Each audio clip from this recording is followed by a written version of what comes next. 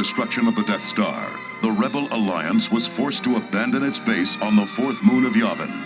Hunted by Darth Vader and the Imperial Star Destroyers, the Rebels have taken refuge on the ice planet Hoth and begun establishing a new base there.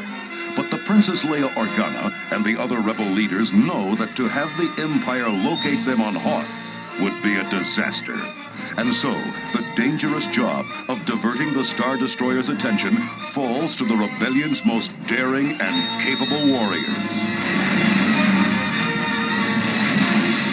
Now, two Rebel X-Wing fighters draw near to a jungle world, much like Yavin's fourth moon, as Lieutenant Commander Luke Skywalker and Captain Han Solo prepare to carry out a hazardous mission. Here we go, Han. One quick pass at the planet. You ready? Ready to get chased and shot at, you mean? I can't wait. Luke, how do I let you talk me into these things? Those Rebel intelligence analysts said we'll have plenty of time to get clear before the Imperials can catch us, Han. Listen, kid. You didn't notice those analysts volunteering for this mission now, did you? They're no fools. Then why'd you volunteer? Nah, it's better than saddle-breaking tauntauns back at the Hoth base. R2-D2, are you all set back there? Great. My R2 unit's ready too, Luke. Okay. Beginning the dive now.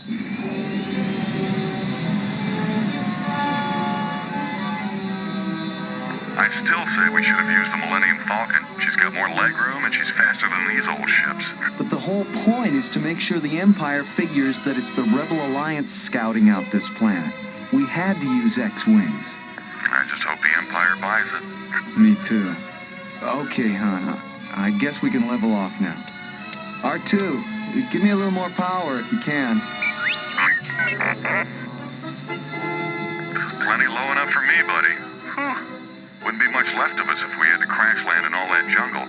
How are we doing for time? That Imperial patrol should be along right about now. I guess it's time to go. I'm with you.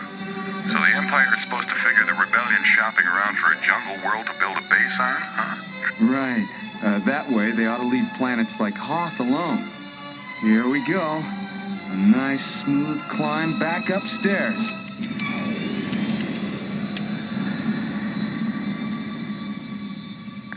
A jungle world would make a lot more sense to me than settling in on that walk-in freezing unit, Hoth. I get the chills just thinking about that planet. Well, once the base is completed, Hoth won't be so bad. Junior, at the rate they're drilling those ice caverns, that'll take roughly forever. Where's that patrol supposed to show up? Behind us. Keep your sensors concentrated back there. We'll let them detect and identify us, then we get out of here, fast. I copy, Luke. There they are, an Imperial cruiser. Must have just come out of hyperspace. Get ready to switch on deflector shields. Hey, Luke. Okay, they've detected us. Luke. We better be going, Han. Luke, did Rebel intelligence happen to mention that other Imperial cruiser? The one out there in front of us? What? Hey, there was only supposed to be one. Tell that to them. The one up ahead's trying to cut us off. Look, TIE fighters coming straight for us. Stick close together, Luke. We can't afford to slow up for a dogfight. Let them have it!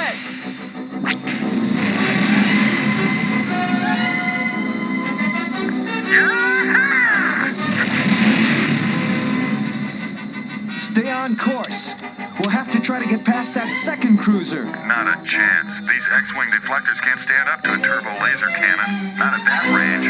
Our shields aren't strong enough. Han, that's it. You're a genius. Huh? Oh, sure. I always said so, but... Stay on this vector. I'm gonna maneuver my ship in, right over yours. As close as I can get. Close? Luke, I can read the serial numbers on your engines. R2-D2, get set back there. Han, when I give the word, bring up your deflector shields, slowly. R2 can integrate them, and we'll have twice as much deflector power. If R2 can do it instead of overloading them. If we don't collide. If there isn't something If you've got a better idea, now's the time for it. Like I said, stay close, but just don't sneeze. Get ready, R2. Han, bring up your deflectors. I'm starting now, Luke. The TIE fighters are closing in on us fast from behind. How's it going, R2? Since we haven't been blown to particles, I guess it's working, huh? So far. Here come the TIE fighters. The shields are holding, but that doesn't mean they can stand up to a cruiser.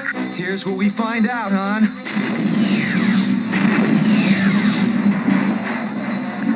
It's working. We've got double power in our deflector shields. Yeah, so far. If we can just get out of range before they burn out on us. Get set to switch power to rear deflectors. Be careful now. Make this one good, R2. Go to stern deflectors. R2 did it, but I'm starting to lose power. We're almost out of their range. That last volley missed. We're clear. The deflectors are starting to overload. Shear off, Han. Yeah, we left the Imperials behind. Take a bow, Luke. You can thank R2. He sort of cheated the odds there.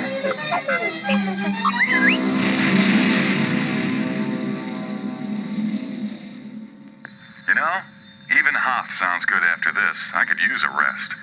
Sorry to be the one to tell you, Han, but you won't have much time for that. We've got another mission coming up. Come on, Luke. Don't even fool around about something like that. No fooling, Han. You and Chewie are both going to be in on it.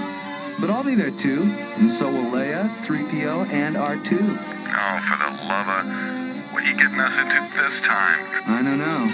Something top secret. Why am I getting this sinking feeling? Anything else you can tell me, pal? Well, just that Leia's going to fill us in on the details when we get back to Hoth.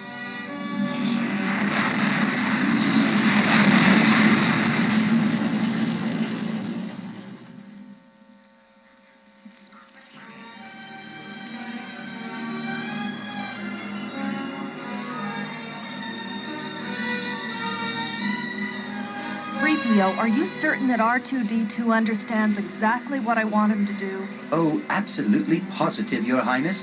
Isn't that so, R2? The programming tape and master code that you fed into R2's memory banks were most specific and comprehensive, Princess Leia. And, as R2 points out, the computer system on that planet is a model with which he is extremely familiar. Good. This mission is terribly important to the rebellion. We quite understand, Your Highness. Yeah, here they are over here. Chewie, come on. Hi, 3PO, R2. Good morning, Master Luke. Hello, Leia. Hello, Luke. I haven't seen you in a while. I've been so busy every time I try to contact you lately. I'm sorry, Luke. It's just that everything's been so rushed since we got to Hoth that I really haven't had a moment to spare. Oh, you know that. Hey, sweetheart, can't you turn up the heat in this deep freeze? Did it ever occur to you that she wants you to cool off, Han? Hey, that'll take more than an ice cavern, Junior. Will you two stop that? So, Han, you made it back in one piece, I see. No sweat, Your Highnessness. Good. R2 and C-3PO are ready. What about the Millennium Falcon? Chewie's got her all set for liftoff, which wasn't easy in this hole in the ice you call a base. Right, Chewie? Oh, what's wrong, Han? Aren't you enjoying yourself? Oh, you mean aside from Hoth Base being short on supplies, cramped as a kitty-sized spacesuit, and cold as a tauntaun's tail? Don't let him kid you, Leia. He missed the place. I what? What's the job, Princess? The Rebel Alliance needs money to get the things we need here at Hoth Base. I have a way of getting it, but it involves some risk. Hey, anything worth doing is worth doing for money, sweetheart. Before Alderaan was destroyed, one of my family's off-world holdings was a very profitable interstellar trading company. But the Empire seized ownership. Now the company is shipping a large cash tribute to the Empire. Not if we can help it, right? Great. We're so short of real money, Chewie and me have been thinking about hawking my hero's medal. There would be enough for special cold climate equipment and supplies. Everything Hoth Base requires. What's the plan? The money will be shipped out from a freight loading dock inside an ordinary container like any other shipment so as not to be conspicuous. What about security? The cargo carrier for which it's intended will be well armored and guarded by Imperial stormtroopers, Captain Solo. Yes, except that the container that's loaded aboard it won't be one with the money inside. Nice. How are you going to pull that one off? Her Highness is going to make the company's central computer switch its loading instructions with the aid of R2-D2.